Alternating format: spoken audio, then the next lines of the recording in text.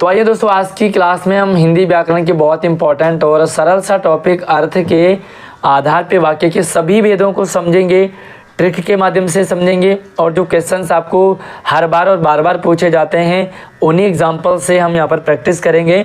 साथ में परिवर्तन भी समझेंगे, क्योंकि दो टाइप के क्वेश्चंस आपको इस एग्ज़ाम से रिलेटेड आ जाते हैं। पहला वाक्य की पहचान करना और दूसरा एक वाक्य को दूसरे में बदलना। हर एग्ज़ाम में लगभग 4 से 5 नंबर का पूछा जाता है। तो आइए शुरू करें। उससे पहले वीडियो को लाइक मेरे लिए, शेयर अपने दोस्तों के लिए और अपने लिए चैनल को सब्सक्राइब कीजिए, ताकि आगे भी आपकी इसी तरह से यहाँ पर तैयारी होती रहेगी। तो भाई सबसे पहले हम ये समझें कि वाक्य कहते किसे, वाक्य होता क्या है। तो सबसे पहले हम ये जान लेते हैं, एक विचार को पूर्ण रूप से प्रकट करने वाला शब्द समूह, विचार को पूर्ण रूप से प्रकट करने वाला सार्थक शब्द समूह आपका वाक्य कहलाता है। अब यहाँ पे देखेंगे जो वाक्य हैं उसको हम दो आधार पे बांटते हैं। पहला हमारा है अर्थ के आधार पे वाक्य भेद और दूसरा है रचना के आधार पे वाक्य भेद। रचना के आधार पे वाक्य भेदों पर भी हमारी प्रॉपर और बढ़िया वीडियो बनाई गई है, बहुत सारे एग्जांपल्स की प्रैक्टिस भी करवाई गई है। तो आपको इस वीडियो के डिस्क्रिप्शन में आपको वो वीडियो मिल जाएगी। आज हम जो है अर्थ के आधार पे वाक्य भेदों को समझेंगे। तो सबसे पहले हम ये जानें कि कितने प्रकार के होते हैं। अच्छा, अर्थ मतलब होता है मीनिंग, है ना। तो मीनिंग के अकॉर्डिंग, और दूसरा होता है स्ट्रक्चर यानी कि रचना। तो मीनिंग के अकॉर्डिंग पहला आपके लिए विधानवाचक, जिसे हम सरल वाक्य भी कहते हैं, दूसरा आज्ञावाचक है, तीसरा प्रश्नवाचक है, चौथा निषेधवाचक है। अच्छा, इनकी पहचान कैसे करेंगे और एक वाक्य को दूसरे में कैसे बदलेंगे, तो यहाँ पर हम समझेंगे। पांचवा विस्मयादिबोधक है, छठा संदेहवाचक, इच्छावाचक और संकेतवाचक। इसमें कुछ तो आपको बहुत आसान लगेंगे, लेकिन कुछ बहुत मुश्किल है, लेकिन मुश्किल भी नहीं है। इस वीडियो के बाद आपको बहुत आसान लगेगा। तो वाक्य कितने प्रकार के होते हैं? ये होते हैं सिंपल सा 8 प्रकार के, ठीक है, अर्थ के आधार पे। अब सबसे पहले हम विधानवाचक यानी कि सरल वाक्य को समझेंगे, अर्थ समझें और एग्जाम्पल से हम प्रैक्टिस करेंगे। देखिए, जिस वाक्य में किसी कार्य का करना या होना सामान्य रूप से प्रकट हो रहा हो, यानी कि पॉसिबिलिटी हो, मतलब कुल मिला के ये है कि सकारात्मक रूप से काम हो रहा हो, इसे हम सामान्य विधिवाचक या विधानवाचक कहते हैं। कई बार इसे हम सरल वाक्य भी कह देते हैं, ठीक है। एग्जाम्पल देखते हैं, जैसे यहाँ पर कुछ एग्जाम्पल हैं। श्याम जो है हॉकी खेल रहा है। तो यहाँ पर मतलब पॉजिटिव मैसेज हमें मिल रहा है कि श्याम हॉकी खेल रहा है। वहाँ एक अच्छी लड़की है और सूर्य पूरब से उगता है, चाहे पश्चिम में छुपता है। तो इस टाइप के जो वाक्य होते हैं बहुत आसान है, सरल, इसे समझना और भी सरल है। तो ज़्यादा आपको सरल में उलझना नहीं है। सिंपल सा है कि जो आपको सकारात्मक बात, आपको पॉजिटिव मैसेज देता हो, वो सरल वाक्य हो जाता है। इसके बाद हमारा हो गया आज्ञावाचक। अच्छा, आज्ञावाचक को कुछ लोग सिर्फ ऑर्डर जमाना समझते हैं, जबकि ऐसा नहीं है ना, इसीलिए गलत करके आ जाते हैं आंसर। तो आज्ञावाचक का मतलब है आज्ञार्थक या आज्ञावाचक, जिस वाक्य में आज्ञा दी हो, ऑर्डर दिया हो, है ना, ऑर्डर दिया हो ऐसा करो, ऐसा मत करो, जिसमें प्रार्थना हो, भाई रिक्वेस्ट करना या परामर्श का सजेशन देना। आज्ञा हो, प्रार्थना हो, मे आई कम इन, तो मे आई कम इन भी आपकी आज्ञावाचक है। अगर आप कहते हो कि क्या मैं अंदर आ सकता हूँ, तो ये आप आज्ञा ले रहे हैं, यहाँ पर भी आपका आज्ञावाचक हो गया।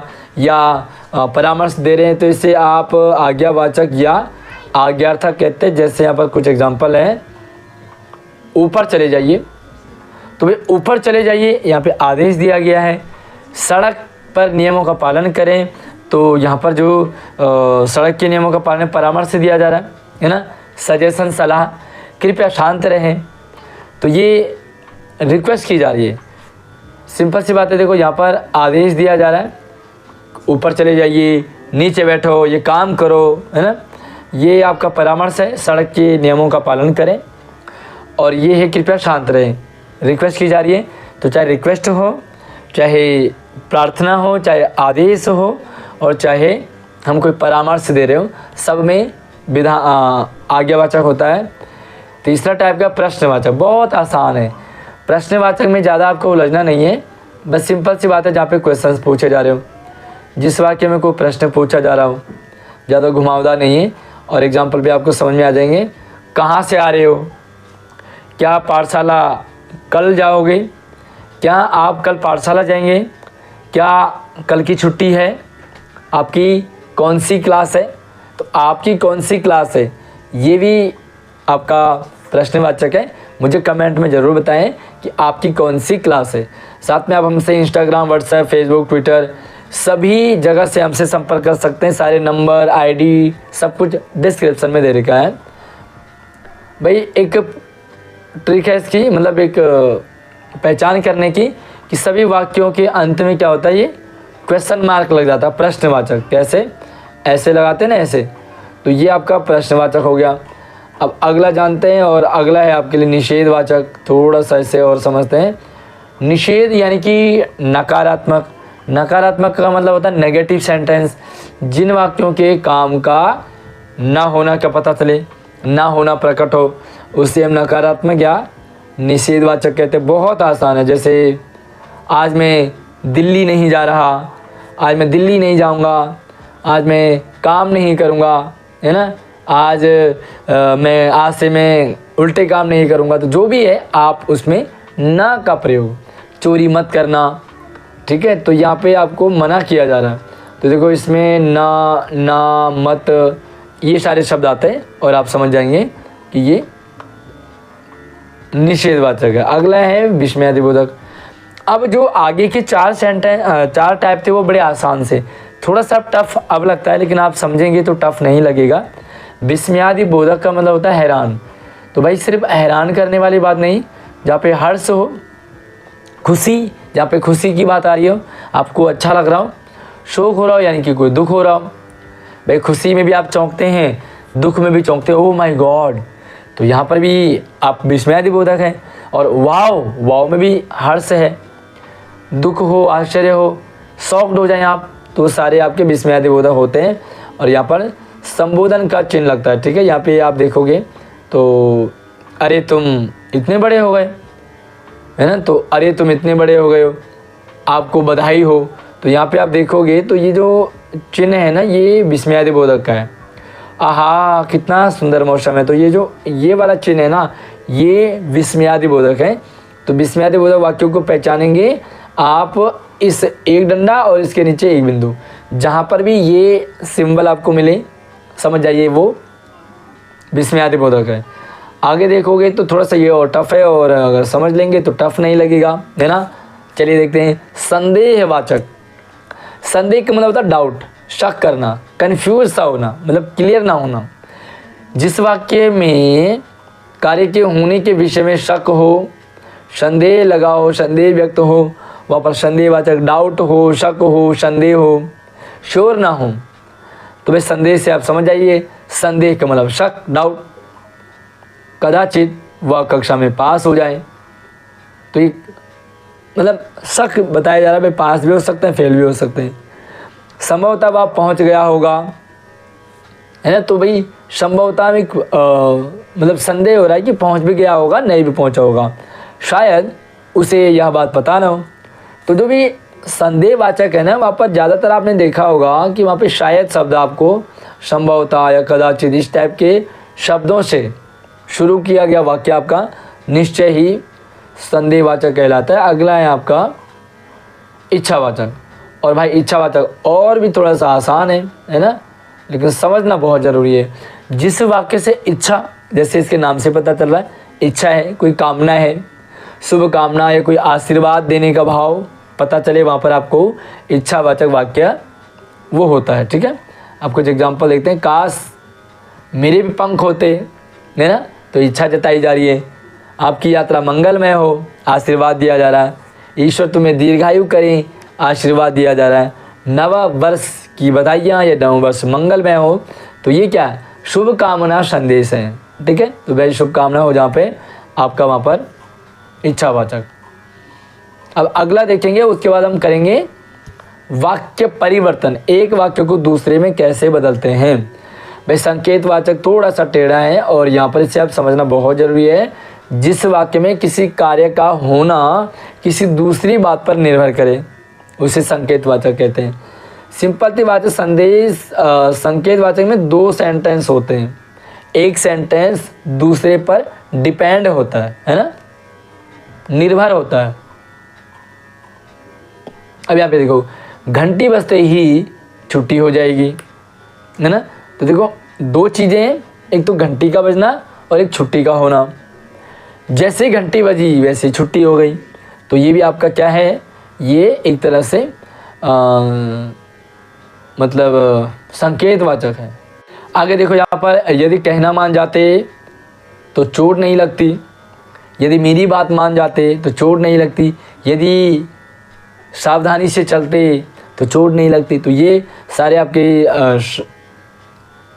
संकेतवाचक है। जैसे जब धूप निकलेगी तब कपड़े सूखेंगे, तो जब से शुरू हो, एक सेंटेंस दूसरे पे डिपेंड करता है। देखो जब धूप निकलेगी तो भाई आपको सुनना है तब क्या हुआ, तो तब कपड़े सूखेंगे।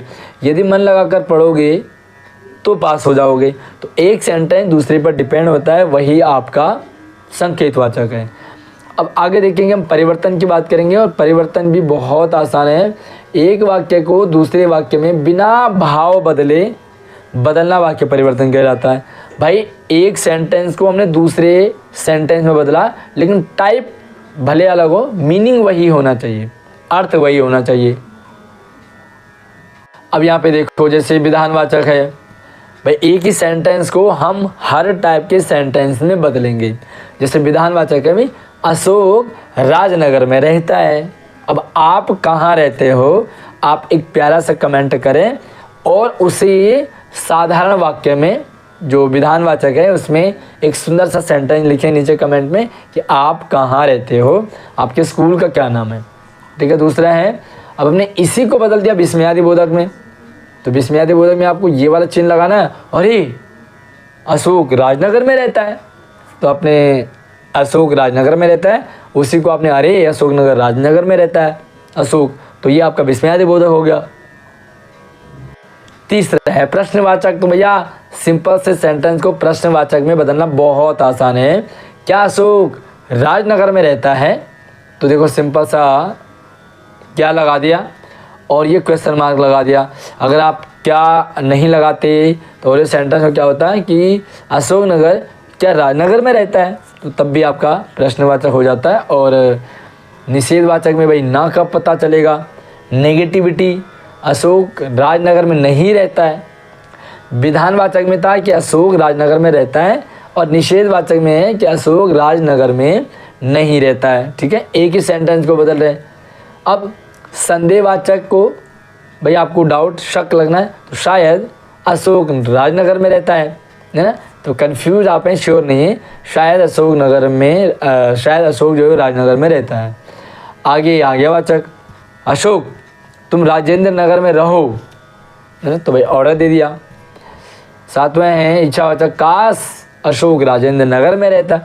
तो एक ही सेंटेंस को हमने अलग अलग भेद में बदल दिया है, और यही आपको एग्जाम में भी आता है, एक भेद को दूसरे में बदलना और एक सेंटेंस को उसकी पहचान करना। आगे देखो, संकेतवाचक है कि यदि अशोक राजनगर में रहता तो रह सकता है, तो यदि से जोड़ दिया और एक सेंटेंस दूसरे पर डिपेंड करता है। तो भाई सिंपल सा ये है आपका हिंदी व्याकरण में अर्थ के आधार पर वाक्य भेद, जहाँ अर्थ 8 प्रकार के होते हैं। हमने 8 के टाइप समझे, कैसे कैसे उनकी पहचान करनी है, कैसे आपको उनको बदलना है, एक सेंटेंस को दूसरे में बदलना है। आई होप कि आपको अच्छे से समझ आ गया होगा। एक प्यारा सा कमेंट आपका हमारे लिए बनता है, अच्छा लगता है, मैं आपके कमेंट पढ़ता हूँ, तो कमेंट में लिखिए कि आपको ये वीडियो कैसे लगी और आप किस टॉपिक की वीडियो चाहते हैं, किस टॉपिक की क्लास लेना चाहते हैं, जिसमें कि आपको हिंदी में ओवरऑल पूरी मार्क्स आपके आ जाएं। अगली वीडियो में मिलते हैं, तब तक आप अपना ख्याल रखिए। जय हिंद।